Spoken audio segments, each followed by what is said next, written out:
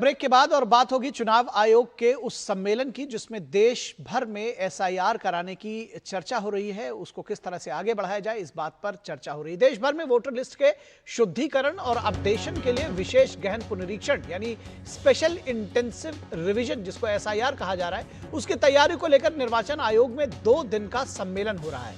इस सम्मेलन में सभी राज्यों और केंद्र शासित प्रदेशों के मुख्य निर्वाचन अधिकारी यानी सीईओज हिस्सा ले रहे हैं। इस बड़ी बैठक का मकसद पूरे देश में एक साथ या फिर चरणबद्ध तरीके से एसआईआर अभियान का खाका तैयार करना है। चुनाव आयोग मतदाता सूची को शुद्ध, अपडेट और त्रुटिहीन बनाने के लिए इस बड़े अभियान को जल्द शुरू करना चाहता है। यह सम्मेलन बेहद महत्वपूर्ण इसलिए माना जा रहा है क्योंकि इसमें 10 सितंबर को हुई पिछली बैठक में राज्यों के सीईओज को दिए गए निर्देशों और टास्क की प्रगति की समीक्षा की जा रही है कि पिछली बार जो निर्देश दिए गए थे वो पूरे हुए या नहीं, यानी कि राज्यों ने अब तक कितनी तैयारी की है और किन बिंदुओं पर काम बाकी है, इसकी विस्तृत समीक्षा की जा रही है। इन 2 दिनों में इसको किया जा रहा है। देश के तमाम हिस्सों में 1957 से लेकर अब तक 10 से अधिक बार गहन मतदाता पुनरीक्षण हो चुका है, लेकिन इस बार बिहार में हुए एसआईआर को सियासत से जोड़े जाने के चलते इस पर काफी हंगामा मचा रहा। मामला सुप्रीम कोर्ट तक गया और सर्वोच्च अदालत ने मतदाता पुनरीक्षण कराने के चुनाव आयोग के अधिकार को बरकरार रखा। हालांकि अदालत ने आयोग को पहचान के लिए मान्य दस्तावेजों में आधार को भी जोड़ने का निर्देश दिया था। राहुल गांधी की अगुवाई में कांग्रेस ने बिहार समेत देश भर में वोट चोरी किए जाने का आरोप लगाते हुए बिहार वोटर अधिकार यात्रा भी निकाली, लेकिन राहुल गांधी ना अपने आरोपों को साबित कर पाए और ना ही अपनी शिकायत पर हलफनामा देने की चुनाव आयोग की चुनौती को ही स्वीकार कर सके। फिलहाल पश्चिम बंगाल में भी एसआईआर को लेकर सियासत गर्म है, जब सीएम ममता बनर्जी इसका खुलकर विरोध कर रही हैं। वहीं बीजेपी का कहना है कि बांग्लादेशी घुसपैठिए को अपना वोट बैंक बनाए रखना ही ममता बनर्जी के विरोध की असल वजह है, उसका असल मकसद है। यह तथ्य भी सर्वविदित है कि इससे पहले देश में 10 से ज्यादा बार एसआईआर की प्रक्रिया की जा चुकी है और तब इसको लेकर सियासी सवाल नहीं उठे थे। तो आखिर क्यों? सवाल उठता है कि अगर मतदाता सूची की शुद्धता को बनाए रखने की कोशिश चुनाव आयोग करता है तो आखिर कुछ राजनीतिक दल इसका विरोध क्यों करते हैं? इस विरोध के पीछे आखिर मंशा क्या है? और इस पूरी खबर पर बातचीत करने के लिए हमारे साथ हमारे संवाददाता ऋषि कुमार जुड़े हुए हैं, जो इस मीटिंग को ट्रैक भी कर रहे हैं, उसके बारे में जानकारी भी दे रहे हैं। ऋषि जी, सबसे पहले तो ये बताइए कि ये जो मीटिंग है कितनी महत्वपूर्ण इस लिहाज से है, क्योंकि ये कहा जा रहा है कि पिछली जो बैठक हुई थी 10 सितंबर को, उसकी समीक्षा भी होगी। आगे किस तरह से पूरे देश भर में क्या चरणबद्ध तरीके से कराया जाए, राज्यवार कराया जाए, इसको लेकर के भी बड़ी चर्चा हो रही है। कैसे देखते हैं, कैसे आकलन करेंगे इस बैठक का?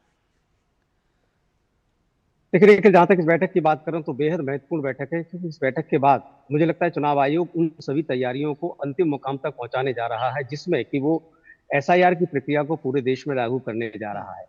हम जानते हैं कि एसआईआर यानी कि गहन पुनरीक्षण के माध्यम से जो हमारी मतदाता सूची है, जिसे पवित्र सूची भी कहा जाता है, जिससे कि लोकतंत्र को मजबूत करने और लोकतंत्र को आगे बढ़ाने का जो काम होता है, क्योंकि चुनाव आयोग के जो 2 बड़े काम हैं उनमें से एक काम मतदाता सूची बनाना है, तो दूसरा काम है लोगों को मतदान करवाना।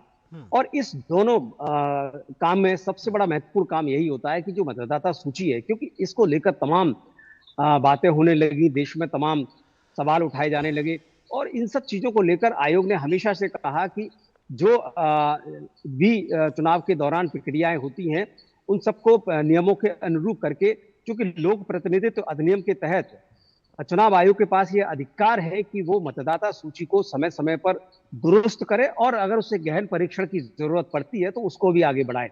और इसी प्रक्रिया को अब वो पूरे देश में लागू करने जा रहा है और इसकी घोषणा वो पहले ही कर चुका है। और निखिल, देखें तो इस प्रक्रिया को ऑलमोस्ट शुरू भी कर दिया गया है। हर राज्य में तकरीबन ये आदेश दे दिए गए हैं बीएलओ स्तर पर कि वो मतदाताओं की जो सूची है उनसे संबंधित जो जानकारियां हैं वो जुटाना शुरू करे। अब इसमें जो आगे की जो प्रक्रिया है, जैसे कि हमने बिहार में भी देखा था, एक तारीख तय की जाएगी, उसके बाद जो फॉर्म है वो डिस्ट्रीब्यूट किए जाएंगे पब्लिक के बीच में, और एक कट ऑफ डेट अलग अलग राज्यों के हिसाब से भी तय की जा सकती है, क्योंकि किसी राज्य में गहन पुनरीक्षण कब हुआ है उसके आधार पर ये तारीखें अलग अलग हो सकती हैं। लेकिन ये तय है कि पूरे देश में जो गहन पुनरीक्षण की प्रक्रिया है वो अब अंतिम तैयारियों के माध्यम से अंतिम मुकाम पर है। और इसी वजह से आयोग ने 2 दिन का ये जो बैठक बुलाई है, जिसमें सभी राज्यों के और केंद्र शासित राज्यों के जो सीईओज हैं, यानी कि जो मुख्य निर्वाचन अधिकारी हैं, जो कि चुनाव आयोग के अधीन कार्य करते हैं, उनको बुलाया है और उनके साथ इस बात को तय करना है कि अब अगर हमें ये अनाउंस करना पड़े तो कितनी उनकी तैयारी है। उस मुकम्मल तैयारी को लेकर ही आयोग ने 2 दिन की बैठक बुलाई है, जो बहुत महत्वपूर्ण मानी जाती है। बिल्कुल, थोड़ा सा संक्षेप में मैं जानना चाहूंगा इससे जुड़ी, चूंकि जैसा कि मैंने अभी आपने रिपोर्ट भी हमारी सुनी होगी कि इससे पहले सियासत नहीं जुड़ती थी, लेकिन अब एसआईआर के साथ बिहार में आपने देखा और पश्चिम बंगाल में भी इसकी तैयारी हो रही है। तो कैसे आप देखते हैं कि चुनाव आयोग का काम और चुनौतीपूर्ण हो जाता है इस तरह के व्यवधानों की वजह से? निश्चित तौर से चुनौती तो बढ़ जाती है जब सियासत सामने हो। तो ऐसे में सियासत जब हमने देख ही लिया है बिहार में किस तरीके की सियासत हुई है, और उस सियासी माहौल में अब जब आप खुद जैसे कह रहे हैं बंगाल सामने खड़ा हुआ है, और वहां से तमाम इस तरीके की खबरें भी आ रही हैं कि वहां से तमाम तरीके के चैलेंजेस सामने आ सकते हैं। हाँ, हाँ। लेकिन आयोग का काम है और संविधान ने उन्हें जो दायित्व दिया है फ्री एंड फेयर इलेक्शन कराने का, उसको उन्हें हर हाल में पूरा करना है। और सुप्रीम कोर्ट में जब यह मसला गया कि इस गहन निरीक्षण किया जाए या नहीं किया जाए, तो उसको कोर्ट ने साफ कह दिया कि ये आयोग के दायरे में है और आयोग नियमों के अनुरूप इसे कर रहा है। अब बात आ जाती है कि उस नियम में, जैसे आधार का जो मसला था, आधार को लेकर हालांकि चुनाव आयोग पहले ही कहता रहा था कि वो इसे मान रहा है, लेकिन उसको लेकर ना तो जो आधार है ना तो उम्र की बात करता है जो जिसकी कोई प्रूफ है, और ना ही किसी के स्थायी निवास का प्रूफ देता है, और ना ही भारत की नागरिकता का करता है। लेकिन हाँ, आधार इस बात की जरूर तस्दीक करता है कि जो व्यक्ति है वो अमुक व्यक्ति है और वही है।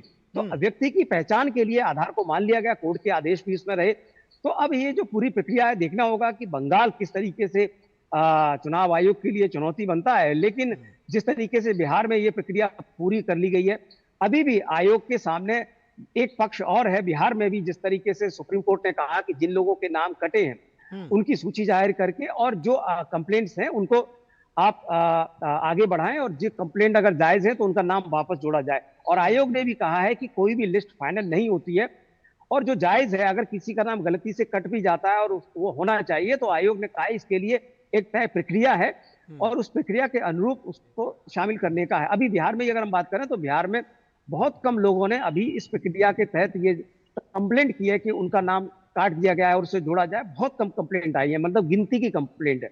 जबकि आयोग ने खुले तौर पर कहा है कि वो इस बात की को वेलकम करेगा कि जो भी लोग कहते हैं कि उनका नाम कटा है और उनके पास ये प्रूफ है कि वो एलिजिबिलिटी को शो करते हैं कि वो वोटर लिस्ट में होने चाहिए, उस आधार पर उन्हें जोड़ लिया जाएगा। तो बहुत महत्वपूर्ण दिन आने वाले हैं, खासतौर से भारत के लोकतंत्र के लिए, जब पूरे देश में एसआईआर होगा।